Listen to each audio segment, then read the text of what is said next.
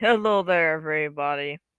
Right now, I'm going to be discussing the very high wind event currently going on right now and lasting through about noon tomorrow. So, right here and here, you have high wind warnings currently in effect for gusts to 65 and in some places even up to 75 miles an hour.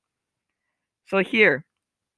This is where you can expect gusts to around 65, and then right around here on the highest elevations, you may expect some 75-mile-per-hour wind gusts, and then down here, expect 60 to 65-mile-per-hour wind gusts. Anybody who goes into these zones will be impacted. Cars will be difficult to control. High-profile vehicles such as school buses and semis will be tipped over, and any dust will blow around. Snow will be blown about, which is why there is now a blizzard warning currently in effect, and also some tree and power line damage is likely.